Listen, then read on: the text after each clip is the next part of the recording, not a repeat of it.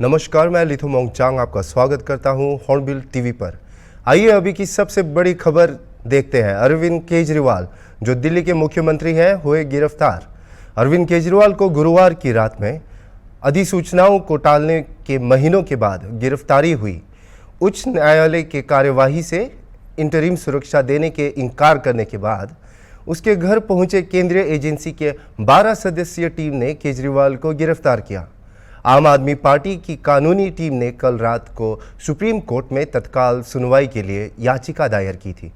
शीर्ष न्यायालय का आज मुद्दे को उठाने की संभावना है, लेकिन हम कहानी के विवरण में पहुंचने से पहले यहां इस मामले की एक त्वरित समय रेखा देखते हैं। नवंबर 2021 दिल्ली शराब नीति को नवंबर 2021 में लागू किया गया था। बाद में ईडी ने कहा कि नीति को जानबूझकर छेदों के साथ तैयार किया गया था, जो पार्टी के नेताओं को भूखंड गठन के माध्यम से कार्टेल गठन को बढ़ावा देता था। फिर जुलाई 2020 को दिल्ली उत्पाद नीति घोटाले में आरोप दिल्ली के मुख्य सचिव नरेश कुमार द्वारा दाखिल रिपोर्ट से उत्पन्न हुए थे, जिसमें नीति के तैयारी में विधिक लापरवाही का आरोप लगाया गया। इस रिपोर्ट को सीबीआई को संदेशित किया गया और एजेंसी ने फाइल में सिसोडिया और 14 अन्य आरोपितों के नाम दिए। सितंबर 2022 को सीबीआई ने विजय नायर, आम आदमी पार्टी संचार प्रमुख, को गिरफ्तार किया था। नवंबर में उन्हें ईडी ने गिरफ्तार किया और पिछले जुलाई एक दिल्ली कोर्ट ने उनकी जमानत याचिका को खारिज कर दिया गया था। नायर का आरोप है कि वह दक्षिण समूह के बीच मध्य पुरुष थे और आम आदमी पार्टी की गोवा विधानसभा चुनाव अभियान के दौरान प्राप्त रिश्वत को धोने के लिए पैसे लॉन्डर किए थे। ईडी के मुताबिक इस समूह ने निषेध पहुंचाने, अनुचित पसंद मिलाने, स्थापित थोक व्यापारी में हिस्से हासिल किए और उनके खुदरा क्षेत्रों में निवास किया। और फिर आगे आते हैं फरवरी 2023। पूर्व दिल्ली उप मुख्यमंत्री मनीष सिसोदिया को सीबीआई ने गिरफ्तार किया और उन्हें तिहाड़ जेल में भेज दिया गया। सिसोदिया ने दिल्ली सरकार से इस्तीफा दे दिया था और एपी पार्टी के साथ उसके पोर्टफोलियो को उनके पार्टी के साथी अतिशी को सौंप दिया। फिर मार्च 2023 में ईडी ने दिल्ली न्यायालय को बताया कि आरोपित अपराध की कुल राशि 292 करोड़ रुपए से अधिक है और यह आवश्यक है कि मोडस ऑपरेंडी की स्थापना की जाए। ईडी ने आरोप लगाया कि घोटाला उच्च कोर्ट को निजी यूनिटों को थोक शराब व्यापार देने और 12% मार्जिन तय करने के लिए था, 6% किकबैक के लिए। और फिर अक्टूबर 2023 में ईडी ने पहली बार केजरीवाल को समन भेजा। अब तक केंद्रीय एजेंसी ने केजरीवाल को 9 समन भेजे हैं। केजरीवाल ने अब तक यह दावा किया है कि उसे भाजपा की निर्देशन में भेजे गए ईडी समन मिल रहे हैं। ईडी ने यहाँ तक कि कहा कि केजरीवाल के संसदीय संगठन आप के संदर्भ में सिंह के आधिकारिक उत्तरी एवेन्यू आवास पर 2 करोड़ अवैध नकदी के लेन देन का आरोप लगाया। सिंह को ईडी की 5 दिवसीय हिरासत में रखा गया और अब इस साल की ओर लाते हैं मार्च 15, 2024। के कविता BRS नेता और तेलंगाना विधान परिषद सदस्य को बांजरा हिल्स हैदराबाद में उसके आवास में 5:20 बजे ईडी ने गिरफ्तार किया। दिल्ली न्यायालय ने उसे 23 मार्च तक ईडी की हिरासत में भेजा। उसे आरोपित गिरुआ ग्रुप का हिस्सा होने के आरोप में गिरफ्तार किया गया था। फिर 19 मार्च 2024 को पहली बार ईडी ने दावा किया कि केजरीवाल मामले में एक साजिशकर्ता थे, जबकि केंद्रीय जांच ब्यूरो ने कहा कि कुछ उच्च प्रोफाइल व्यक्तियों को मामले में गिरफ्तार किया जा सकता है, जो 21 मार्च कल केजरीवाल की गिरफ्तार में ले जाया गया।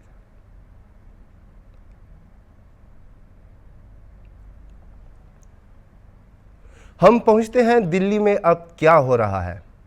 नवीनतम अपडेट के अनुसार आम आदमी पार्टी ने शुक्रवार को गिरफ्तारी के खिलाफ सड़कों पर उतर गए। शहर के आसपास सुरक्षा को मजबूत किया गया, जिसमें भाजपा के मुख्यालय के रास्तों पर भारी प्रावधान और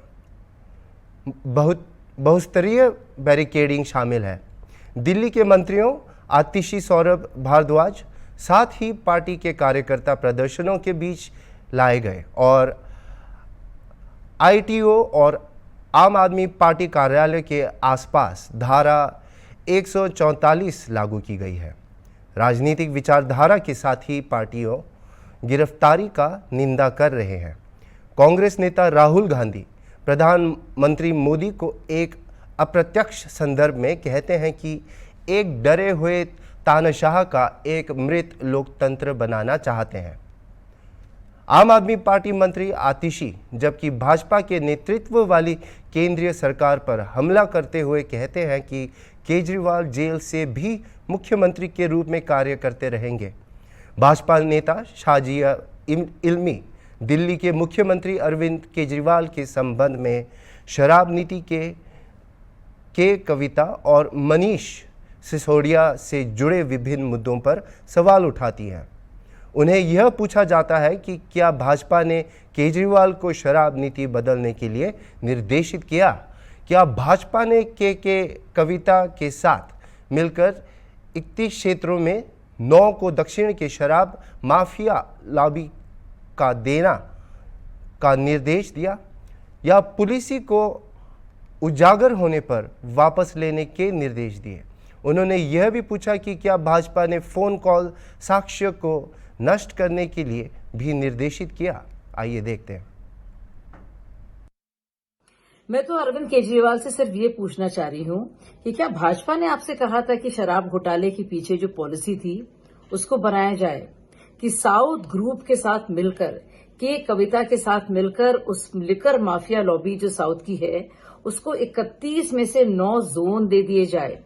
क्या ये भाजपा ने कहा था आपसे कि मनीष सिसोदिया 12% प्रॉफिटियरिंग यानी कि मुनाफे का गुंजाइश दें होलसेलर को, और जहां तक बात है रिटेलर्स की, उनको 188% मुनाफाखोरी की इजाजत दें?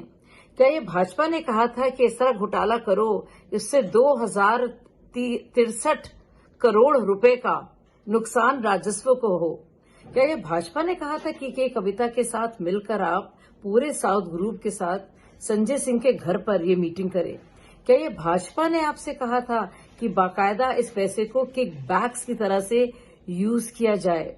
क्या ये भाजपा ने कहा था सुप्रीम कोर्ट से या फिर हाई कोर्ट से या फिर सेशन कोर्ट से कि मनीष सिसोदिया को बेल ना दो? क्या ये भाजपा ने आपसे कहा था कि दिल्ली जल बोर्ड के में जो एनकेजी कंपनी है जो टेक्निकली क्वालिफाइड नहीं है उसको इस तरह का कॉन्ट्रैक्ट दिया जाए? क्या ये सारी एडवाइस भाजपा ने दी थी? और क्या भाजपा ने आपसे कहा था कि जब आपकी चोरी पकड़ी जा रही है तो आप इस पॉलिसी को हटा दें? क्या भाजपा ने आपसे कहा था कि समीर महेंद्रू का फोन कॉल जो है विजय नायर के जरिए अरविंद केजरीवाल को दिया जाए? क्या ये भाजपा ने आपसे कहा था कि जो भी प्रमाण हैं फोन कॉल्स में जो फॉरेंसिक जांच के लिए जरूरी हैं उनको नष्ट कर दिया जाए? तो बड़ा आसान है, घोटाले करो खुद, जिम्मेदार ठहराओ भाजपा। कांग्रेस के सांसद प्रमोद तिवारी ने ईडी द्वारा दिल्ली के मुख्यमंत्री अरविंद केजरीवाल की गिरफ्तारी पर टिप्पणी की। इसके व्यापक मान्यता को उजागर करते हुए और केजरीवाल के गिरफ्तारी से बचने के प्रयासों पर सवाल उठाया। तिवारी यह सुझाव देते हैं कि गिरफ्तारी किसी भी संगठन से जुड़ने के खिलाफ चेतावनी के रूप में कार्य करती है। उन्होंने गिरफ्तारी के संयमता पर संदेह जताया। इसे आखिरी समय के घटनाओं से जोड़ते हुए, जैसे कि एसबीआई ने चुनावी बॉन्ड के विवरण प्रदान किए और गुजरात में कांग्रेस और आम आदमी पार्टी के बीच गठबंधन। तिवारी ने अन्याय के प्रति जनता की सीमित सहिष्णुता पर जोर दिया और चुनावी प्रक्रिया में ऐसी समस्याओं को सुधारने के लिए चुनावी प्रक्रिया में विश्वास जताया। साफ दिख रहा है सबके समझ में आ रहा है, लेकिन ये दांव उल्टा पड़ेगा भाजपा पर। क्या एक सर्विंग चीफ मिनिस्टर को वो कहां भागा जा रहा था? आप पूछते उनके घर पे, वो तो कहीं रहे थे, पर गिरफ्तार करके फिर ये भय दिखा रहे आप कि जो इंडिया गठबंधन में शामिल होगा उसका यही हश्र होगा। डर पैदा करना चाहते। और मेरा सवाल टाइमिंग पे है। एक तरफ कल ही सुप्रीम कोर्ट में स्टेट बैंक ऑफ इंडिया ने कहा है कि हमने चुनावी बॉन्ड के सारे डिटेल सौंप दिए हैं, लेकिन तो उसके बाद जो भरतसना, जो एक भारतीय जनता पार्टी की छवि उभर रही है कि इन्होंने तो लूट लिया उन लोगों से, ईडी सीबीआई का डर दिखा के, इनकम टैक्स का डर दिखा के, जिनके हाथ कल तक जुर्म में डूबे हुए थे। और दूसरा, पहली बार गुजरात का सिंहासन डोल रहा है, जो आम आदमी पार्टी और कांग्रेस दोनों ने मिलकर वहां लड़ने की सोची है, उससे गुजरात में भी हिल गई है मोदी सरकार, पर इसका उल्टा असर पड़ेगा। भारत की जनता अत्याचार बहुत देखती नहीं है, और देखती है तो फिर शांतिपूर्वक ढंग से मतदान में वो अपनी शक्ति दिखाती है। नवीनतम अपडेट के अनुसार दिल्ली के मुख्यमंत्री अरविंद केजरीवाल ने अपनी इन्फोर्समेंट डायरेक्टरेट द्वारा गिरफ्तारी के खिलाफ उच्चतम न्यायालय में अपनी याचिका को वापस ले लिया। अरविंद केजरीवाल के प्रतिनिधि वरिष्ठ वकील अभिषेक मनु सिंघवी ने सुप्रीम कोर्ट को बताया कि केजरीवाल सुप्रीम कोर्ट में याचिका वापस ले रहे हैं क्योंकि यह रिमांड के साथ टकरा रही है। दिल्ली विधानसभा ने 22 मार्च को निर्धारित बैठक को रद्द कर दिया है और बजाय इसे 27 मार्च को मिलने की योजना बनाई है। प्रवर्तन निदेशालय ने अरविंद केजरीवाल का पूछताछ करने के लिए 10 दिन की रिमांड की मांग की है। एजेंसी ने दिल्ली के मुख्यमंत्री को दिल्ली की एक परीक्षा अदालत के सामने प्रस्तुत किया है, जिसका अध्यक्षित विशेष न्यायाधीश कावेरी बावेजा कर रही है। एएसजी एसवी राजू एजेंसी के लिए उपस्थित है। वरिष्ठ वकील अभिषेक मनु सिंघवी मिस्टर केजरीवाल का प्रतिनिधित्व कर रहे हैं। दिल्ली शराब उत्पादन नियंत्रण नीति घोटाला निदेशन निदेशालय द्वारा दिल्ली के सीएम केजरीवाल की गिरफ्तारी यह लोकतंत्र का एक हंसी का है। मुख्यमंत्री आज पहुंचे अंबाला, पूर्व गृह मंत्री अनिल विज से की मुलाकात। हरियाणा के मुख्यमंत्री नायब सिंह सैनी ने मार्च 20 बुधवार को कहा कि वह जाकर अनिल विज से मिलेंगे और कहा कि वह उनके वरिष्ठ नेता हैं और उन्हें उनसे मार्गदर्शन मिलता रहेगा। भाजपा के वरिष्ठ नेता और पूर्व गृह मंत्री अनिल विज को सैनी के नेतृत्व वाले मंत्रिमंडल में जगह नहीं मिली। विज जाहिर तौर पर इस बात से नाराज थे कि जब पार्टी ने मनोहर लाल खट्टर को हटाकर सैनी को मुख्यमंत्री बनाने का फैसला लिया तो उन्हें शामिल नहीं किया गया। रोहतक में पार्टी की एक बैठक में पत्रकारों से बात करते हुए सैनी से पूछा गया कि विज क्यों नाराज हैं। इस सवाल के जवाब में उन्होंने कहा कि कोई नाराज नहीं है, अनिल विज साहब उनके वरिष्ठ नेता हैं, उनका मार्गदर्शन मिलता है और आगे भी मिलेगा। वे स्वयं ही अनिल विज जी के पास जाएंगे। आइए देखते हैं उनकी बोली। वरिष्ठ नेता हैं और जब मैं यहाँ जिलाध्यक्ष था तब भी आदरणीय विज साहब का आशीर्वाद के साथ रहा है। फिर पार्टी का अध्यक्ष बना तब भी आदरणीय विज साहब का आशीर्वाद रहा है। आज पार्टी ने, संगठन ने जो जिम्मेवारी दी है, आज आदरणीय विज साहब के पास मैं यहाँ पर आशीर्वाद लेने के लिए आया हूँ, क्योंकि हमारे बड़े वरिष्ठ नेता हैं और इनके मार्गदर्शन के अंदर ही हमने हरियाणा की 10 की 10 लोकसभा की सीटें जीतनी हैं और मिलकर के जो कार्य हमारे आदरणीय नरेंद्र मोदी जी ने किए हैं और जो कार्य हमारे मनोहर लाल जी के नेतृत्व में हरियाणा के अंदर हुए हैं, उन सब कामों को भी हमने आगे बढ़ाना है। और आगे बढ़ाते हुए जिस प्रकार का एक माहौल, जो वातावरण पूरे प्रदेश के अंदर बना है, बड़े मैंडेट के साथ हम 10 की 10 लोकसभा की सीटें जीतेंगे। सर, आज साहब से मुलाकात हुई है, नाराजगी की बातें आती रही हैं, आप मिलने भी पहुंचे हैं। हम जिम्मेदारी को लेकर मैं आशीर्वाद लेने, मैंने कहा है कि मैं तो यहाँ जब पार्टी का जिला का अध्यक्ष था तब भी आदरणीय अमित साहब का आशीर्वाद मिलता था। उनसे समय समय के ऊपर मैं मार्गदर्शन लेने के लिए आता था। फिर प्रदेश का अध्यक्ष बना तब भी आदरणीय अमित साहब के पास आने का और उनसे बहुत सारी चीज़ें सीखने का मौका मिलता था। और आज होली के पर्व को लेकर लोगों में उत्साह और उमंग नजर आ रही है। लोग रंगों में डूबे नजर आने लगे हैं और इसी क्रम में रंग भरी एकादशी के अवसर पर बलिया के बाबा बल्लेश्वर मंदिर में लोगों ने उत्साह और उल्लास के साथ पर्व मनाया। बलिया शहर में स्थित बाबा बल्लेश्वर मंदिर और नसीरपुर में धूमधाम से रंग भरी एकादशी का त्योहार मनाया गया। इस अवसर पर पारंपरिक फाग गायन का आयोजन हुआ।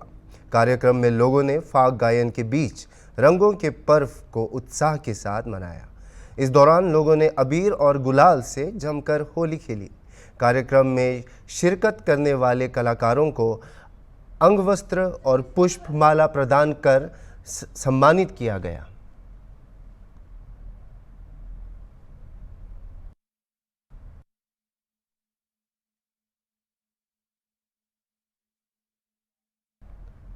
केजरीवाल की गिरफ्तारी पर प्रतिक्रिया देते हुए पंजाब के मुख्यमंत्री ने कहा कि बीजेपी देश में सबसे ज़्यादा नफरत फैलाने वाली बातें करती है। उन्होंने आम आदमी पार्टी के मोहल्ला क्लिनिकों के लिए राष्ट्रीय स्वास्थ्य मिशन का फंड रोक दिया है। उनकी हिम्मत कैसे हुई पंजाब की झांकी रोकने और गणतंत्र दिवस मनाने की। पंजाब की भागीदारी के साथ अगर यह उनके वश में होता तो वे राष्ट्रगान से पंजाब का नाम हटा देते। देखते हैं उनके खुद की जुबानी। अस्पताल बनाने वाला, आज दिल्ली में अस्पताल बनाने वाला, जिसने पूरे देश में हेल्थ क्रांति लेके आई। पैरासीटामोल की छोटी सी टैबलेट से लेके 40-50 लाख जो टेस्ट हैं फ्री हैं। आप लोग भी जाते होंगे, आपके रिश्तेदार, भगवान ना करे कोई ऐसी बीमारी हो। अस्पताल बनाने वाला जेल के अंदर सतेंद्र जैन। दिल्ली में स्कूल बनाने वाला, जिसने लाखों बच्चे, गरीबों के बच्चे नीट, एमबीबीएस, आईआईटी में जाने योग्य कर दिए। मनीष सिसोदिया जेल के अंदर है। राज्यसभा में मोदी जी के खिलाफ उठ के बोलने वाला संजय सिंह अंदर है। अभी अरविंद केजरीवाल साहब को ले गए। मतलब मुझे समझ नहीं आती कि देश में लोकतंत्र है कहां है। टीवी पत्रकार कोई अगर ऐसी रिपोर्टिंग कर दे, पत्रकार को पकड़ के लेके जाते हैं। कोई यूट्यूबर के बारे में, कोई यूट्यूब वाला कोई बोल दे कुछ, उसके लिए कानून लेके आए। ये आपका कंटेंट जो है ये भड़काऊ है, हेट स्पीच माना जाएगा इसको। सबसे ज्यादा हेट स्पीच कौन देता है देश में? सबसे ज्यादा हेट स्पीच बीजेपी वाले देते हैं। गोली मारो, ये आतंकवादी हैं, इनको वोट दोगे तो आपके घरों में आएंगे। मतलब ये हेट स्पीच तो ये है ना। हम तो काम की राजनीति करते हैं, हम नाम की राजनीति नहीं करते। मैं पंजाब का 2 साल हो गए मुख्यमंत्री बने हुए। 2 साल में 43,000 सरकारी नौकरी देके आपके सामने खड़ा हूं। छत्तीसगढ़ में आज भारतीय जनता पार्टी विष्णुदेव साय सरकार बनने के 100 दिन पूरे होने पर सरकार की उपलब्धियों को लेकर प्रेस वार्ता जिला भाजपा कार्यालय में आयोजित किया गया। प्रेस वार्ता को पूर्व विधायक विजय अग्रवाल ने संबोधित किया। उन्होंने प्रदेश सरकार की उपलब्धियां गिनाते हुए कहा कि मोदी जी की गारंटी के तहत प्रदेश में सरकार बनते ही छत्तीसगढ़ के गरीब परिवारों के 18 लाख आवास हीनों को पक्का आवास उपलब्ध कराना और राशि स्वीकृति प्रदान की गई। इसके लिए 12,160 करोड़ रुपए की व्यवस्था की गई है। किसानों के 2 साल का पुराना बोनस देने का वायदा किया गया था, जिसके लिए 3,716 करोड़ रुपए किसानों के खाते में भेजे गए। महतारी वंदन योजना, जो कि देश के प्रधानमंत्री नरेंद्र मोदी ने भी गारंटी दी थी कि प्रदेश के शादीशुदा महिलाओं को सालाना 12,000 रुपये के हिसाब से मासिक 1,000 रुपया देने का वायदा किया गया था। यह राशि भी प्रदेश के 70 लाख से अधिक महिलाओं के खाते में मार्च महीने का एक माह का 1,000 रुपया कुल 655 करोड़ रुपए जमा किए गए हैं। किसानों के 21 क्विंटल प्रति एकड़ धान खरीदी और 3,100 रुपये में खरीदी का वायदा भी पूरा किया गया है। हमारी सरकार ने पहली बार 140 लाख टन रिकॉर्ड धान खरीदी गई है। भूपेश बघेल सरकार के समय किसानों को 4 किस्तों में बोनस दी जाती थी, लेकिन भाजपा सरकार ने एक मुश्त 917 रुपये प्रति क्विंटल के हिसाब से प्रदेश के 14,70,000 किसानों के खाते में एक बटन दबाकर पिछले 11 मार्च को 13,000 करोड़ से अधिक का बोनस जमा किया गया। छत्तीसगढ़ में हमारी भारतीय जनता पार्टी की आदरणीय विष्णुदेव साय के नेतृत्व में बनी सरकार के आज 100 दिन पूरे हुए हैं। मैं पार्टी की ओर से इन 100 दिनों का लेखा जोखा लेकर के आम जनता के बीच आपके माध्यम से प्रस्तुत हुआ हूं। हमारी पार्टी ने आदरणीय मोदी जी ने गारंटी दी थी कि हम प्रदेश के प्रत्येक गरीब परिवार को पक्का मकान उपलब्ध कराएंगे और कैबिनेट की पहली मीटिंग में ये निर्णय हुआ और प्रदेश के 18 लाख गरीब परिवारों के लिए पक्के मकान का रास्ता प्रशस्त हुआ और इसके लिए 12,168 करोड़ रुपए की व्यवस्था की गई है। हमारे पार्टी ने घोषणा की थी कि सरकार बनने पर 2 साल का बोनस जो हमारी पूर्ववर्ती सरकार के समय का बकाया था उसको हम भुगतान करेंगे और उस एवज में 3,716 करोड़ रुपए किसानों के खातों में दिया गया है। महतारी वंदन योजना जो हमारी बेहद महत्वपूर्ण योजना थी और जो देश के यशस्वी प्रधानमंत्री नरेंद्र मोदी जी ने भी गारंटी दी थी कि सरकार बनने पर हम छत्तीसगढ़ की प्रत्येक शादीशुदा महिला को 12,000 रुपये प्रति साल 1,000 रुपये प्रति महीना देंगे। इस दिशा में भी हमारे विष्णुदेव साय के सुशासन में अवश्य काम हुआ है और प्रदेश की 70 लाख से ज्यादा महिलाओं के खाते में मार्च महीने का 1,000 रुपया सीधे सीधे जमा हो गया है और करीब 655 करोड़ रुपया इन खातों में सीधे जमा हो गया है और इस साल के बजट में भी 4,200 करोड़ रुपए का प्रावधान किया गया है। हमारी प्रदेश के किसानों को लेकर जो सबसे बड़ी योजना थी, मोदी की जो सबसे बड़ी गारंटी थी कि हम छत्तीसगढ़ के किसानों से प्रति एकड़ 21 क्विंटल धान खरीदेंगे और 3,100 रुपए प्रति क्विंटल के भाव से खरीदेंगे। अभी तक के लिए इतना ही और खबरों के लिए देखते रहे हॉर्नबिल टीवी।